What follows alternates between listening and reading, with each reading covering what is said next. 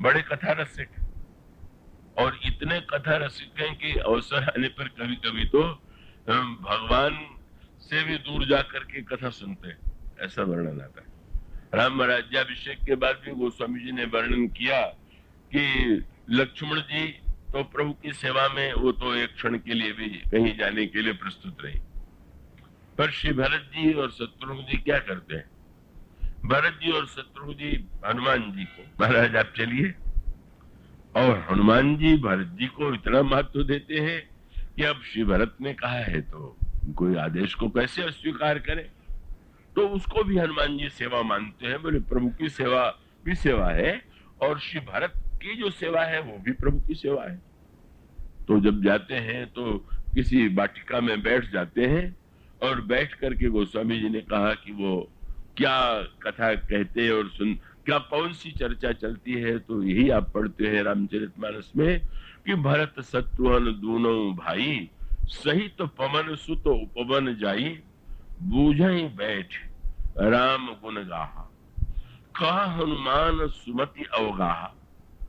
और जब सुन लेते हैं, अब आप कल्पना कीजिए कथा यहाँ पूरी हो और उसके बाद आप लोगों में से कोई कह दे कि थोड़ा सुन नहीं पाया, फिर से एक बार पूरा सुना दीजिए, तो शायद मुझे बड़ा बुरा लगेगा, क्रोध भी आ सकता है। तुम सोते रहे तुम्हें क्यों सुनाऊं, नहीं समझो तुम्हें क्या कर सकता हूं। लेकिन यहाँ अनोखी बात है, सुन चुकने के बाद फिर हनुमान जी से कहते हैं तो थोड़ा सा वो समझ में नहीं आया, ये न समझिए समझ में नहीं आता। महापुरुष जो होते हैं वो तो समझे हुए भी, एक तो वो अपने स्वयं में इतने विनम्र होते हैं, और दूसरे उनको इतना आनंद आता है कि वो सोचते हैं कि फिर से, तो इसलिए गोस्वामी जी शब्द क्या लिखते हैं, सुना तो विमल गुण अति सुख पावही, और बहुरी बहुरी करी विनय कहा, फिर एक बार फिर एक बार फिर एक बार। और हनुमान जी कहेंगे तो फिर हर बार कुछ नए ही रस में उसको कहना उनके लिए स्वाभाविक। तो दोनों वक्ता श्रोता द्वितीय है, तो इस दृष्टि से अगर देखें तो श्री भरत जो है वो तो भगवान के गुणानुवाद के महानतम रसिक है, भगवत गुण के प्रति उनकी बड़ी आस्था है, और आस्था का अभिप्राय यही है कि भाई वे जानते हैं कि भगवान जब सामने होंगे तो उनके रूप का दर्शन होगा, जब सुनेंगे तो कथा में तो भगवान के शील, भगवान का गुण, भगवान के चरित्र के नए नए रूप आवेंगे। तो इसलिए भरद्वाज जी ने जब कहा कि रात्रि को विश्राम कीजिए तो प्रसन्न हो गए कि अब यहां रहेंगे तो यहां तो चर्चा श्री राम हमारे प्रभु के निवास की ही चर्चा चलेगी। और तब उन्होंने स्वीकार कर लिया, आपकी आज्ञा श्रोधार्य। अब जब श्रोधार्य कर दिया, आप आशा कर रहे हो कि अतिथि नहीं रुकेंगे और आप कह दें कि रुक जाइए, और सचमुच रुक जाए, प्रबंधन हो तो बड़ी चिंता हो जाती है कि अब क्या हो गया। वो समझी ने लिखा कि भरद्वाज जी संकोच में पड़ गए। क्या बोले, मुनि सोच पाहुन बड़ न्योता, और तस पूजा चाहिए जस देवता। अब मैंने राजकुमार को, सेना को, इतने बड़े समाज को आमंत्रित किया है, अब इनके सामने हम कंदमूल फल परोस दें तो ये तो कोई उचित सत्कार नहीं है। वो तो जिसको जैसा हम उसको प्रिय है वही सत्कार उसको देना चाहिए। जब ये चिंता करने लगे तो गोस्वामी जी ने लिखा, सुन रिद्धि सिद्धि अनिमादिक आई, सारी रिद्धि सिद्धियां जब उन्होंने उनकी चिंता को देखा तो भरद्वाज जी के सामने हाथ जोड़ के खड़ी हो गई, महाराज आप आज्ञा दीजिए कि हम क्या सेवा करें। प्रसन्न हो गए, और तब उन्होंने बड़ी मीठी बात कही। उन्होंने कहा, आज तक तो तुम ईश्वर के मार्ग में बाधक बनती हो, ऐसा ही माना जाता रहा। रिद्धि सिद्धि मार्ग में बाधक बन करके ही साधक को विचलित कर देती है, पर आज तुम्हें बड़ा सौभाग्य मिला है। क्या बोले, आज ऐसा भक्त जा रहा है कि जिसके मार्ग में सिद्धियां बाधक बन नहीं सकती, तो तुम्हारे लिए सौभाग्य है। बहुनाई करी हरहु सम, कहा मुदित मुनिराज। ऐसी सेवा करो कि इन सबका श्रम दूर हो जाए। और तब गोस्वामी जी ने जिन वस्तुओं का वर्णन किया है उसमें लिखा हुआ है, विधि विस्मय दायक विभो मुनिवर तपबल की। समस्त कोई ऐसी भोग सामग्री नहीं थी कि जो उस आश्रम में चारों ओर महारद्वाज जी के उस संकल्प से सिद्धियों के द्वारा निर्मित न कर दी गई। और उसका अभिप्राय यह है, अनोखा पक्ष है। प्रश्न ये है कि इतने बड़े चमत्कार, इतनी बड़ी सिद्धियों को जब श्री भरत ने देखा तो उन पर क्या प्रभाव पड़ा। इसका अभिप्राय है कि भोग सामग्री को देख करके व्यक्ति में भोग लालसा जागृत होती है, वही उसका रूप है। पर इतनी भोग सामग्रियों को देख करके भरद्वाज जी जिस समय श्री भरत ने देखा, गदगद हो गए, आनंद में डूब गए। और उन्होंने क्या अर्थ लिया, बोले मुनि प्रभाव जब भरत विलोका। श्री भरत से कोई पूछे कि कितनी बड़ी भोग सामग्री इन्होंने प्रकट कर दिया, और श्री भरत का तर्क था कि अगर महर्षि भोग सामग्री को बहुत अच्छा मानते तो स्वयं भी तो भोगते। स्वयं ही कुटिया में रहते हैं, स्वयं ये कुछ स्वीकार ही नहीं करते इतने रिद्धि सिद्धियों के लिए। तो इसका अर्थ है कि तपस्या में अधिक सुख इनको मिलता होगा, तभी तो इन सुखों को स्वीकार करते नहीं। इसलिए भोग सुख की अपेक्षा तपस्या का सुख ही श्रेष्ठ है। मानो ये अर्थ लेने वाले व्यक्ति के जो मनोवृत्ति है, उसकी बुद्धिमत्ता इसमें है कि वो वस्तुओं को किस दृष्टि से देखता है। और वो संकेत, वो बड़ी प्रसिद्ध कथा आती है सनातन गोस्वामी जी के संदर्भ में। कोई व्यक्ति अभाव से इतना पीड़ित था कि उसने सोचा आत्महत्या कर ले। यमुना जी में कूदने जा रहा था, और कूदने जा रहा था तो सनातन जी, वो तो वृक्ष के नीचे वृंदावन में रहा करते थे, दोपहर के समय जाकर के गांव में भिक्षा लेकर के बस रोटी के टूक लिए, जल पी लिया, रहा करते थे। उन्होंने देखा कि एक व्यक्ति डूबने जा रहा है, तो दौड़ के उन्होंने हाथ पकड़ लिया, क्या कर रहे हो। उसने कहा महाराज, मैं इतना दरिद्र हूं कि मैं अपने परिवार का भी, अपना भी पालन पोषण नहीं कर सकता, मेरा जीवन तो अभिशाप हो गया, मैं इसे रख करके क्या करूंगा। उन्होंने कहा नहीं नहीं, तुम आत्महत्या मत करो, तुम्हारी दरिद्रता मिटाने का उपाय मैं बताता हूं। क्या? मैं तुम्हें पारस पत्थर देता हूं। अब एक तो फिर वही उसे आश्चर्य हुआ, लंगोटी लगाए हुए हैं और कह रहे हैं पारस पत्थर दूंगा। तो क्या बात है, कह रहे हैं तो महाराज पारस पत्थर कहाँ है, हाथ में तो नहीं दिखाई दे रहा है। तो उन्होंने दिखाया कि वहां कुछ कूड़ा करकट पड़ा हुआ था, एक पत्थर को दिखला कि क्या वो पारस पड़ा हुआ। अब और भी हैरान कि पारस कोई कूड़े में फेंकेगा क्या, कह रहे हैं पारस से। उनके संशय को समझ के सनातन जी ने कहा भाई तुम देख लो। उसने उठा लिया और लोहे के टुकड़े से छुलाया, वो सोने का हो गया। आनंद की सीमा नहीं रही, सचमुच पारस मिल गया। नाचने लगा आनंद में, वो लेकर के जाने लगा। पर कहीं न कहीं उसके अंतःकरण में सत्संग के संस्कार थे, और जाते समय सोचने लगा कि जिस पारस को पाकर के मैं इतना आनंद में पागल हो रहा हूं, उस पारस को जिसने कूड़े में फेंक रखा है उसके पास पता नहीं क्या होगा कि जिसको पाने के बाद पारस कूड़ा लगने लगे। लौट करके आया, महाराज वो कौन सी वस्तु है कि जिसको पाने के बाद आपने पारस को कूड़े में फेंक दिया। तो उन्होंने कहा भाई इस पारस को पाने के लिए तो तुम नहीं लेना चाहते तो इसको पहले नदी में फेंको और आओ फिर उस पारस की चर्चा करें। और वो पारस तो भगवान की भक्ति के रूप में उसको परम भक्ति का उपदेश दे करके उन्होंने धन्य बना दिया। और इसका अभिप्राय यह है कि निरपेक्ष होते हुए एक व्यक्ति स्वयं निरपेक्ष हो और दूसरों को भी निरपेक्ष बनाना चाहे, ये भी एक पक्ष है। एक व्यक्ति स्वयं निरपेक्ष न हो और दूसरों को निरपेक्ष ही निरपेक्ष बनाना चाहे, ये भी एक रोग, वो तो व्यापक ही।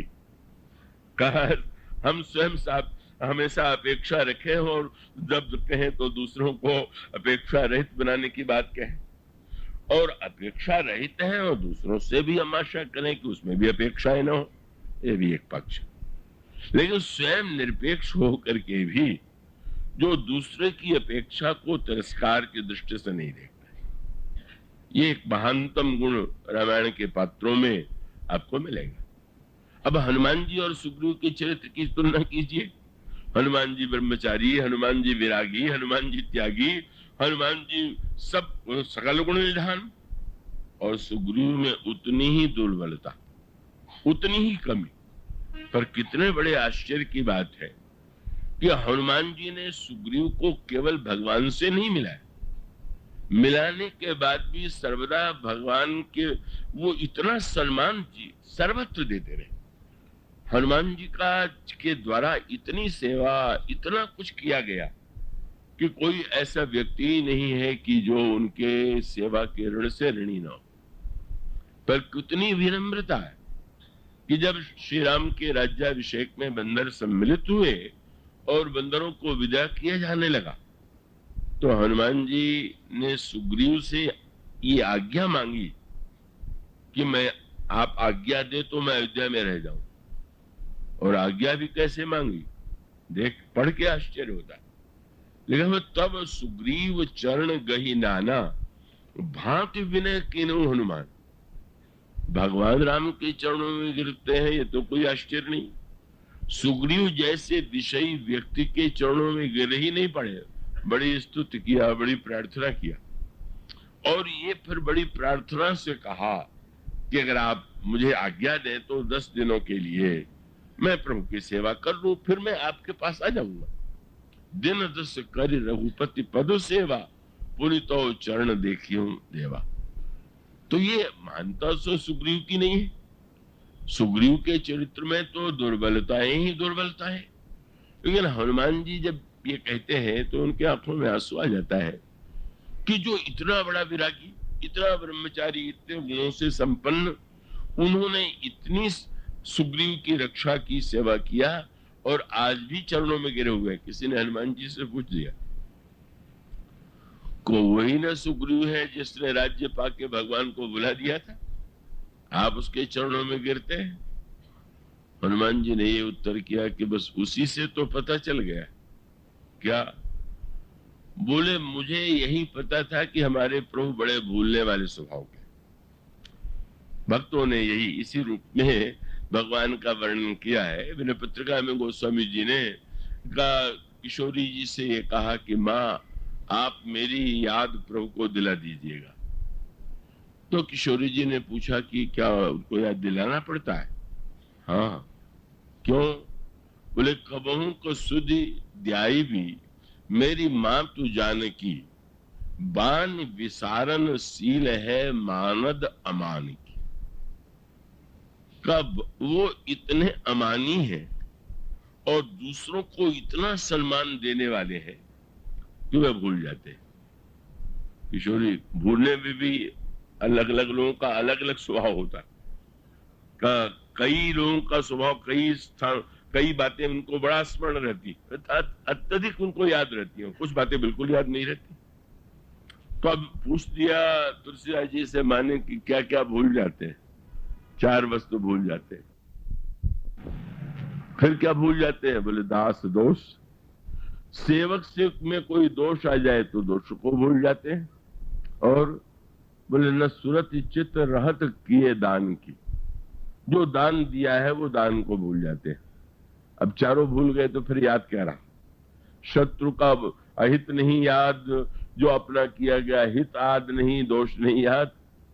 तो प्रभु को यही भक्तों ने बार बार कहा, और इसीलिए श्री किशोरी से प्रार्थना करते हैं कि आप ही उनकी विस्मृति को स्मृति में बदल दीजिए। अगर वो भूल गए हैं तो आप याद दिला दीजिए। वो स्वामी विनय पत्रिका में 2 पदों में किशोरी से ही प्रार्थना करते हैं, कबहू का अम्ब अवसर पाए, मेरी और सुधि द्याई भी, मेरी सुधि दिलाइए। ये सुधि शब्द जो है रामायण की बड़ी सांकेतिक भाषा।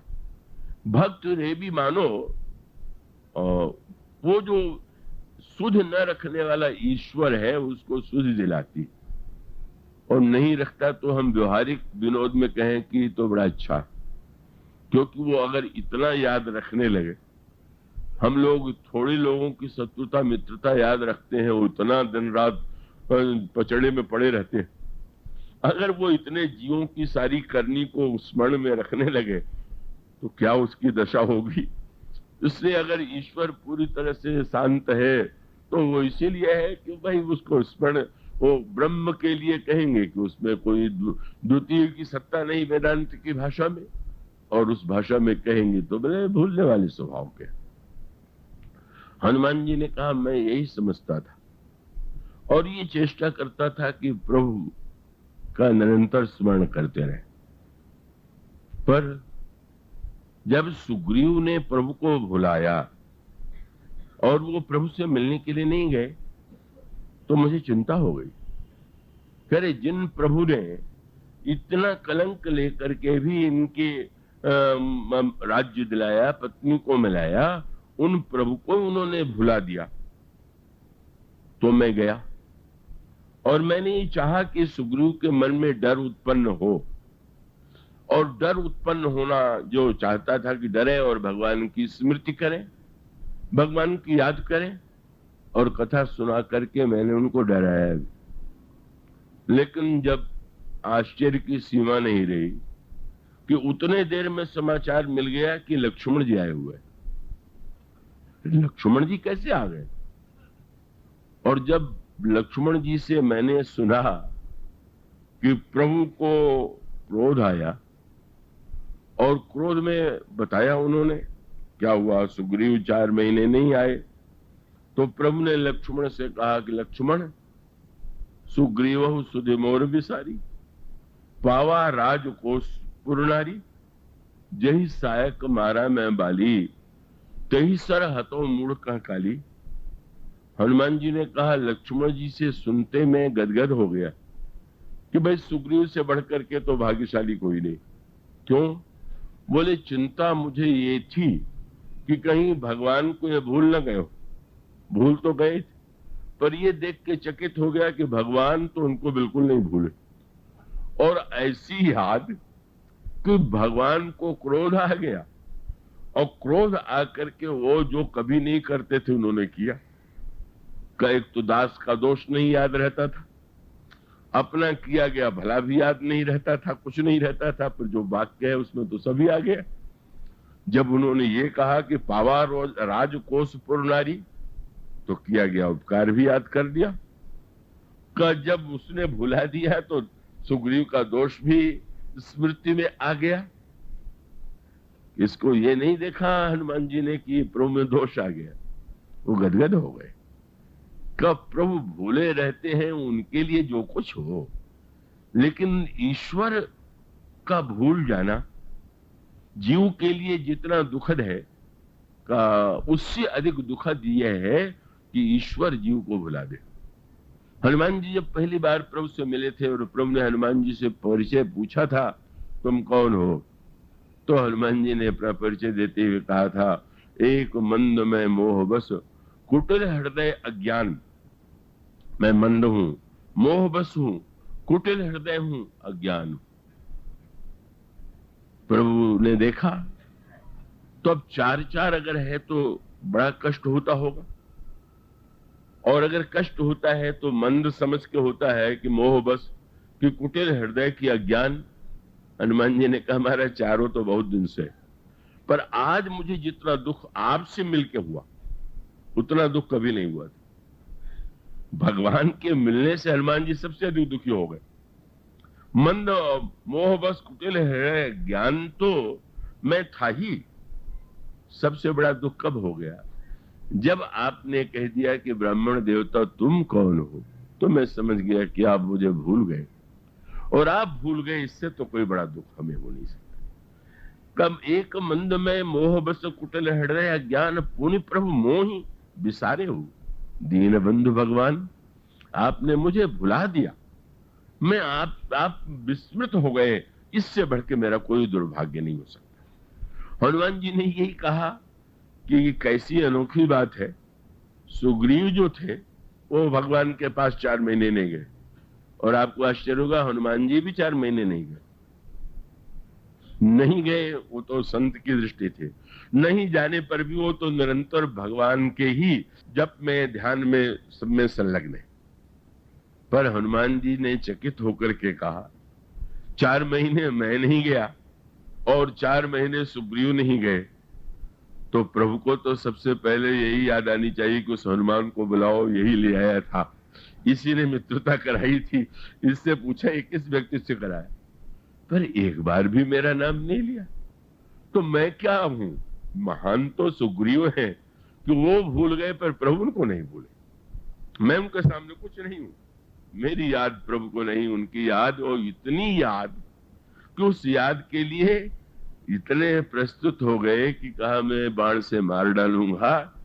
और सुन करके लक्ष्मण जी को लगा कि आज तो नई बात हो गई, आज तक जैसा कभी नहीं बोलते थे वैसी भाषा बोल रहे हैं, क्या हो गया है?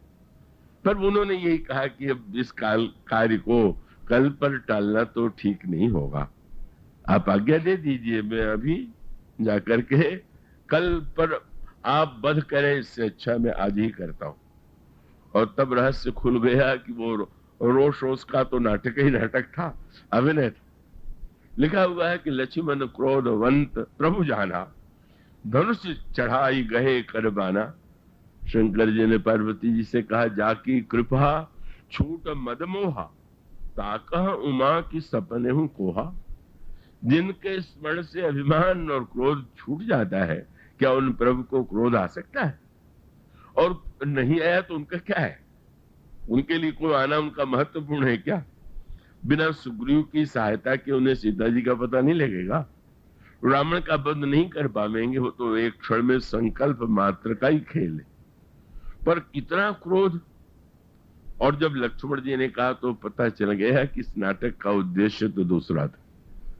लक्ष्मण जी जब जाने के लिए प्रस्तुत हो गए तो प्रभु ने कहा कि वो मारने का अर्थ मारना मत ले लेना, सबको अलग अलग तरह से मारा जाता है, तो तुम याद रखना ये सुग्रीव बड़ा डरपोक है, और डर के मारे ही तो भक्त बना था। बाली मर गया तो डर छूट गया तो मुझे भी भूल गया, तो उसकी दवा तो डर ही है। फिर से भय पैदा करो, भय उत्पन्न करो।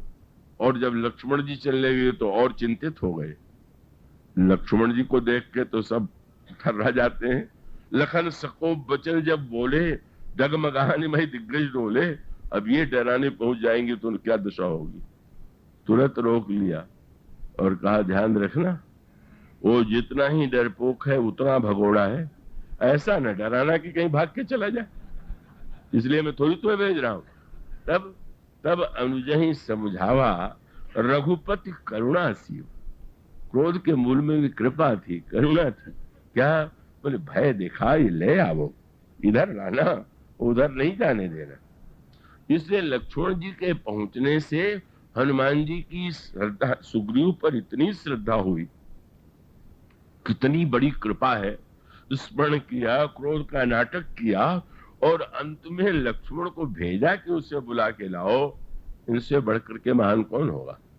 इतनी निरभिमानिता, ये कितनी उत्कृष्ट चरित्र की आप कल्पना कीजिए। वह हनुमान जी के मन में सुग्रीव के प्रति आस्था है, और इसीलिए हनुमान जी सुग्रीव की इस प्रकार से प्रार्थना करके आज्ञा लेकर के प्रभु के पास आते हैं। और उसका अभिप्राय कि सर्वोच्च स्थिति तो यही है कि व्यक्ति स्वयं उस स्थिति में पहुंच करके भी प्रत्येक से आशा ये न पाल ले कि प्रत्येक व्यक्ति जो है ठीक उसके समान ही बन जाए। अपने समान बनाने की इच्छा भी एक गुण है, पर वो इस स्थिति से भी भिन्न स्थिति, और ये महापुरुषों के चरित्र में यही दिखाई देती है। महर्षि भरद्वाज ने आज तक सिद्धियों के द्वारा कोई अपने लिए भोग सामग्री प्राप्त नहीं किया, पर उन्होंने जब भरत जी के सेना का स्वागत किया तो उन्होंने समस्त भोग सामग्री का सक चंदन वनितादिक भोगा, देख हरस विस्मय बस लोगा। वो प्रसंग ऐसा है कि बड़ा अटपटा लगता है, पर उसका अभिप्राय यही है कि सचमुच महर्षि जो है स्वयं निरपेक्ष तपस्या में रत रहते हुए भी करते हैं। और सामने वाला अतिथि भी उतना ही महान था। वो उन भोगों को पाकर के भोगता नहीं है, बल्कि गोस्वामी जी ने यही कहा कि भरत जी उस आश्रम में रात भर रहे, लेकिन संपत्ति चकई भरत चक मुनि आय सुखिलवार तेहि निस्य आश्रम पिंजरा राखे भाव अनुसार। किसी ने सुन लिया कि चकवा और चकवी जो है रात्रि को एक दूसरे से दूर हो जाते हैं, और उसने ये सोचा कि अब हम इस नियम को बदल देंगे, और एक पिंजड़ा उसने बनवाया और उसमें चकवा चकई को रख दिया। लेकिन वो तो प्रकृति का एक स्वभाव है, वो रात्रि में वो उस निकट होते हुए भी दोनों ने एक दूसरे की ओर नहीं देखा। उन्होंने कहा ये मुनि का आश्रम मानो पिंजड़ा है, और संपत्ति चकवी है और भरत चक्रवाक है, पर वो कहीं से भी उन्होंने उन भोग पदार्थों को नहीं देखा। तो ये जो बड़े विस्तार से प्रसंग श्रीमद् भागवत में आता है, ये श्री प्रसंग में जिनका विवाह मुनि कर्दम से हुआ था, तो कर्दम ने जितनी भोग सामग्री प्रस्तुत किया वो पढ़ के आश्चर्य होता है। जिस प्रकार से विमान का सृजन किया अपने संकल्प से, पढ़ के आश्चर्य होता है। लेकिन कितने निरपेक्ष थे। का संतान की कामना है, संतान गर्भ में आया और उनको लगा कि बस अब मेरी अपेक्षा नहीं रह गई, संतान को चाहती थी संतान का जन्म होगा। और इस तरह से गर्भ में जब शिशु है उसी समय महर्षि कर्दम बिल्कुल सहज भाव से समस्त भोगों को पत्नी को छोड़ करके भी वन की ओर चले जाते हैं। और तब देवहूति के गर्भ से भगवान कपिल देव का जन्म हुआ। और वो श्रीमद् भागवत में कपिल देव ने जो देवहूति को उपदेश दिया, वो अपने आप में वो सांख्य शास्त्र जिसे शास्त्रों में वर्णन करते हैं, वो भगवान कपिल जो है उसमें सृष्टि के निर्माण, सृष्टि का कैसे उपादान, क्या निमित्त, इन सब का बड़ा विस्तृत वर्णन करते हैं। और किस तरह से व्यक्ति जो है प्रकृति से लिप्त होकर के दुख का भागी बनता है, ये उपदेश देते हुए व्यक्ति कैसे प्रकृति की ओर से उदासीन बने और उदासीन बनकर के दुख से मुक्त हो जाए, ऐसा दिव्य उपदेश मानो यह संकेत था कि भोग अंततो गत्वा व्यक्ति को शांति तो नहीं दे सकती। भोग के द्वारा वस्तुएं मिलने के बाद भगवान कपिल की यह कृपा थी कि पिता तो पहले ही वन में चले गए थे, उन्होंने अपने पुत्र को, अपनी मां को भी ऐसा सार्थक उपदेश दिया कि देवहूति धन्य हो गई। उन्होंने भक्ति योग का भी उपदेश दिया, सांख्य योग का भी उपदेश दिया। और इस तरह से भगवान कपिल देव का मानो संकेत यह है कि हम जीवन में भोगों को भोगने के बाद भी अगर देखेंगे तो अंत में का दुख तो जब तक हम उसे विरत नहीं हो जाएंगे, जब तक हम विषयों का परित्याग नहीं कर देंगे, जब तक जीवन में निवृत्ति नहीं आवेगी, तब तक व्यक्ति शांत नहीं हो सकता। और इस तरह से ये दो परंपराएं, एक निवृत्ति मार्ग की परंपरा जिसका सृजन देवहूति और मुनि कर्दम के माध्यम से हुआ, और प्रवृत्ति मार्ग की परंपरा जिसका संकेत ध्रुव के द्वारा हुआ। दोनों ही प्रकार के अधिकारी होते हैं, समाज में दोनों ही प्रकार के व्यक्ति होते हैं, और जो जिसका अधिकारी है उसके लिए वह कल्याणकारी है। किंतु का एक जो मनु की आकांक्षा है, ये जो वर्णन करते हैं कि मनु ने इतने पर भी उनके जीवन में संतोष नहीं हुआ। मनु बूढ़े हो गए और बूढ़े होने के बाद बड़ा दुख उनके अंतःकरण में उदित हुआ। और बहुत ये बड़े महत्व का सूत्र है साधना के संदर्भ में। का एक दुख जिसके संदर्भ में कल चर्चा की जा रही थी, अभावजन्य दुख है। जिसके पास भोजन नहीं है, वस्त्र नहीं है, मकान नहीं है, आवश्यकता के लिए वस्तुएं नहीं है, वो तो बेचारा दुखी होगा ही। तो महाराज मनु के जीवन में तो ऐसी कोई बात नहीं है। महाराज मनु जो है वो चक्रवर्ती सम्राट, अत्यंत सुख और समृद्धि जो है वो सब के सब उनके जीवन में विद्यमान है। उनका आचरण जो है वो धर्म के अनुकूल है। और धर्म के अनुकूल जो उनका आचरण है वो उस समाज को भी उन्होंने उसी धर्म के आचरण की शिक्षा दिया। वो स्वामी जी ने इसका वर्णन किया, तही मनुराज कीन बहु काला, प्रभु आयस बहुविधि प्रतिपाला। शास्त्र उनकी दृष्टि में भगवान की आज्ञा है और उस आज्ञा का पालन कराना मेरा कर्तव्य है, ऐसा मान करके उन्होंने स्मृति धर्म का निरूपण करते हुए का उन्होंने समाज को संचालित करने की चेष्टा की।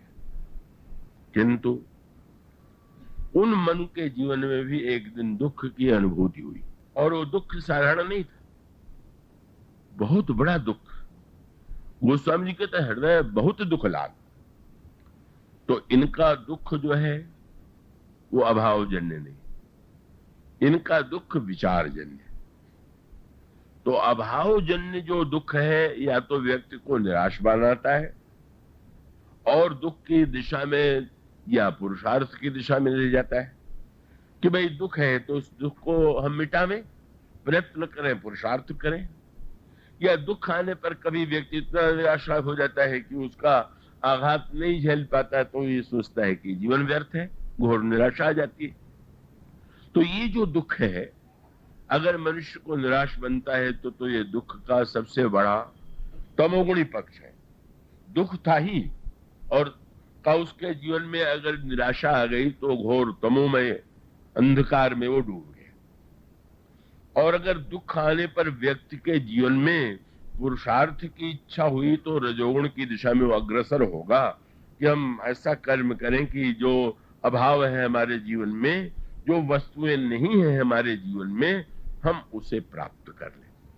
तो अगर ऐसा हुआ, रजोगुण की दिशा में गया, तो दुख कम से कम व्यक्ति को पुरुषार्थी बनावेगा, उसको निष्क्रिय और आलसी नहीं बनावेगा, और वो तमोगुण से उठ करके कर्म की दिशा में अग्रसर होगा।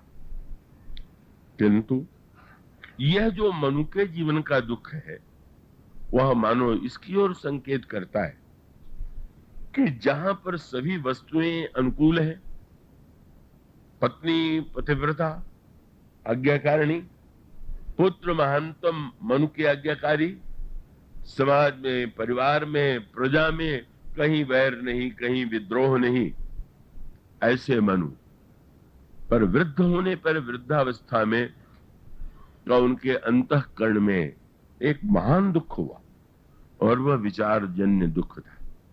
और इसका अभिप्राय यह है, और यही हमारे यहाँ का चिंतन है, सनातन धर्म का चिंतन है, संतों का, महापुरुषों का चिंतन है, कि ये जो बहिरंग दृष्टि से मनुष्य के जीवन की इन समस्याओं का समाधान है, क्या ये समाधान व्यक्ति के अंतःकरण को भी पूर्णता का अनुभव कराता है? क्या उस वस्तुओं के बीच में किसी प्रकार का अभाव नहीं होता है क्या? तो बस एक सूत्र है, दुख अच्छा है कि बुरा, सुख अच्छा है कि बुरा? तो कोई भी कहेगा दुख बुरा है, सुख अच्छा है। या कोई साधक वृत्ति का होगा तो कहेगा सुख बुरा है और दुख अच्छा है। पर उत्तर तो ये दोनों सही नहीं। सुख और दुख जो है, रामायण में बड़ी मीठी बात कही गई, कहा गया कि संसार में कोई ऐसा है ही नहीं है कि जो रोगी ना हो। महाराज, कौन सा रोग लोगों को? तो क्या वाक्य कह दिया गया, सारे संसार के लोग रोगी हैं। किस रोग के रोगी हैं? बोले यही विधि सकल जीव जग रोगी। पहला रोग कौन सा बताया गया? बोले हर्ष, हर्ष का रोग।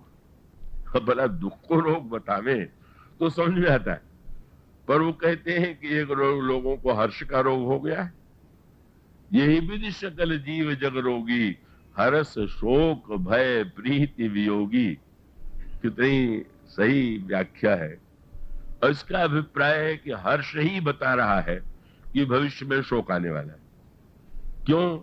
कोई वस्तु मिली, हर्षित हो गए, और वस्तु जो है वो तो स्थिर रहने वाली नहीं है, तो जाएगी तो शोक होगा। इसका अर्थ है कि जैसे कोई कहे कि भाई रोग जो है वो दुखद है और मिठाई सुखद है, पर मिठाई खाने के बाद अगर रोग ही होना है तो बुद्धिमान व्यक्ति समझ लेगा वो रोग तो रोग ही रोग नहीं था, मिठाई खाना भी एक रोग ही था। क्योंकि उस मिठास के चक्कर में ही हमने रोग को निमंत्रण दे दिया। इसका अर्थ यह है कि जब कोई विचार करता है कि जो व्यक्ति का जीवन है वो उसकी परिपूर्णता क्या है, उसमें जो दुख उत्पन्न होता है, सुख और दुख दोनों ही अच्छा है, दोनों बहुत बुरा है, और उसका सूत्र क्या है? महत्व सुख और दुख का नहीं, महत्व यह है कि सुख का प्रभाव हमारे अंतःकरण पर क्या पड़ता है, और इसी प्रकार से दुख का क्या प्रभाव हमारे मन पर पड़ता है, यही कसौटी। प्रश्न आया, अच्छा एक सरलीकरण तो यह हुआ कि दुख पाप का परिणाम है और सुख पुण्य का परिणाम, किंतु अगर गहराई से विचार करके देखें तो दुख जो है वो पाप का भी परिणाम हो सकता है और पुण्य का भी परिणाम हो सकता है। और इसका विभाजन क्या है? वो दुख पा करके अगर भगवान भूल जाए और कष्ट ही कष्ट रहे तो ये पाप का परिणाम है, और दुख से भगवान की स्मृति और बढ़ जाए तो वो पुण्य का परिणाम दुख है, पाप का परिणाम हो ही नहीं सकता। पाप का परिणाम होगा तो ईश्वर जरूर भूलेगा, और सुख भी उसको पाने के बाद अगर ईश्वर भूल गया, सुखों में ही डूब गया, तो पाप का ही परिणाम सुख है। वो सुख जो पाने के बाद भी व्यक्ति के हृदय में भगवान के प्रति कृतज्ञता की भावना उदित करा करके प्रभु ने आपने जो दिया है हम उसके अधिकारी नहीं है, गोस्वामी जी को बड़ा सम्मान मिला, तो वो गदगद हो जाते थे, उन बातों की याद करते थे। ऐसी बातों को गोस्वामी जी कहते थे कि पढ़ के हंसी कुछ आती है। कहने लगे कि अब तो दोनों समय पूड़ी खाने को मिलती, तो पढ़ के लगता है कि क्या पूड़ी इतनी कोई बहुत बड़ी वस्तु है क्या? लाखों व्यक्ति, यानी कितने व्यक्ति हैं जो पूड़ी खाते हैं। पर वो उस जिस दृष्टि से जब उनके सामने का वो परोस दिया जाता है तो उनकी आंखों में आंसू आ जाते हैं और वो कहां डूब जाते हैं। गोस्वामी जी को पुराने दिनों की स्मृति आ जाती है और सोचने लगते हैं, ते तुलसी ऐसे होते मिले न चुटकी चून, मैं वही तो तुलसीदास हूं जो लड़कपन में एक थोड़े से आटे के लिए का चना के लिए भीख मांगता था और वो भी नहीं मिलता था, और आज प्रभु ने ये दे दिया, प्रभु की कृपा। उसका अभिप्राय है कि वस्तु को देख करके, वस्तु की महिमा नहीं है, अब कहने के लिए तो कह दिया कि अब तो राम कृपा भई तो लुचुई दूनो जून, पर आप लोगों में जिनको लुचुई दूनो जून मिल रहा हो इसको आदर्श न बना लेंगे। इसका अर्थ मानो यह है कि उन वस्तुओं को देख करके गोस्वामी जी जब सम्मान पाते हैं तो कहते हैं कि प्रभु, मुझसे आज अभी बातचीत हो रही थी तो हमारे एक निकटस्थ ने कहा दूसरे से कि अरे आप तो हमें 2 कौड़ी का समझते होंगे, तो मैंने कहा कि चलिए आप गोस्वामी जी से बहुत आगे, कि गोस्वामी जी तो अपने को आधे कौड़ी वाला मानते थे, आपको कम से कम ये तो पता है कि आप 2 कौड़ी के हैं। उन्होंने यही कहा, मुझसे कूर कायर कुपूत कौड़ी आध के, और इतना दाम अगर बढ़ गया तो किए बहुमोल तय करैया गिद्ध श्राद्ध के। अब तो केवल दशरथ का श्राद्ध नहीं करते, गिद्ध का भी करते हैं, तो आधे कौड़ी के मूल्य वाले इस तुलसीदास को इतना मूल्यवान यदि आपने बना दिया तो ये आपकी कृपा है। और ऐसी कृपा की स्मृति व्यक्ति को भक्ति की दिशा में ले जाए तो निश्चित रूप से वो सुख कल्याणकारी, पर बहुधा ऐसा होता नहीं। व्यक्ति इन वस्तुओं को पा करके उसके स्वाद में ही समा जाता है, डूब जाता है, भगवान के प्रति उसकी स्मृति और नहीं, उसके जीवन में वो भक्ति की दिशा में वो नहीं बढ़ पाता है। तो इसलिए जो दुख है का, जैसा मैंने कहा कि दुखी तो सारा संसार है, कौन ऐसा व्यक्ति है कि जिसके जीवन में कोई दुख न हो। तो कबीर ने कहा वो प्रसिद्ध वाक्य तो आपने सुने कि भाई राजा दुखी प्रजा दुखी, इतना तक तो ठीक था। उन्होंने कह दिया साधुन के दुख दूना, राजा भी दुखी है, प्रजा भी दुखी है, साधुओं का दुख तो दूना है। मैंने कहा इसका क्या अर्थ? मैंने कहा साधु का दुख देना इसलिए है कि उसको अपनी नहीं अपने चेलों की भी चिंता है और लोगों के भी सुख की चिंता है, तो दूना दुख तो हो ही जाएगा। एक व्यक्ति तो स्वार्थी है तो उसको तो अपना ही दुख दुख लगता है। अब नारद जी तो बहुत दुखी हो जाते हैं, पर्यटन विधान लोकान का जब देखते हैं दुखी तो उनको और महान दुख होता है। तो ये जो दुख है ये बहुत बड़ी औषधि बन सकता है अगर व्यक्ति अपने आप को उतना छोटा न बना ले। आप देखते हैं भौतिक विज्ञान में भी उन्नति कितनी हुई, ग्रहों की यात्रा क्यों, इसके बिना क्या व्यक्ति नहीं रह सकता था। क्या व्यक्ति के लिए आवश्यक है वो चंद्रमा पर जाए और वहां के रहस्य को जाने, पर मनुष्य की जो एक जिज्ञासा है उसे प्रेरित करती है कि और ये जिस अनंत आकाश में हम जहां पर स्थित हैं उसकी क्या स्थिति है, ये ग्रह है, नक्षत्र है, ये क्या है। और ये जिज्ञासा भौतिक दिशा में ज्ञान के लिए भौतिक विज्ञान को प्रेरित करती। और आप देखते हैं कि वो कितना बड़ा चमत्कार सामने है कि भौतिक विज्ञान कितना आगे बढ़ गया। ठीक यही जिज्ञासा वृत्ति जब किसी आध्यात्मिक चेतना वाले व्यक्ति के जीवन में उत्पन्न होती है तो उसके जीवन में कहीं ना कहीं ऐसा लगता है कि नहीं नहीं, सब कुछ होते हुए भी हम सचमुच सुखी नहीं। जिसे सच्चा सुख कहते हैं जो पूर्णता है वो नहीं, और उसका वह जो दुख है जो उसे भौतिक वस्तुओं से संतुष्ट नहीं करता, अनुकूलताओं से संतुष्ट नहीं करता, भोगों से संतुष्ट नहीं करता, अभी जिसको लगता है कि जीवन की सार्थकता ही नहीं। और यही मनु का जो दुख है, मानव संकेत यही है कि अगर हम मनु के संतान हैं तो मनु के जीवन में जो दुख हुआ वो दुख हमारे आपके जीवन में भी आना चाहिए, विचार जन्य दुख। और जब वह दुख उनके जीवन में जागृत होता है तो उन्हें साधना की दिशा में प्रेरित करता है। प्रारंभ में पुरुषार्थमयी साधना, पुरुषार्थ तो अब तक राजा के रूप में करते ही रहे, पर अब जो साधना का पुरुषार्थ होता है वो ईश्वर को पाने के लिए, और क्रमशः कैसे वो कृपा और शरणागति तक पहुंचता है इसकी चर्चा अगले दिनों में आज बोलिए श्याम।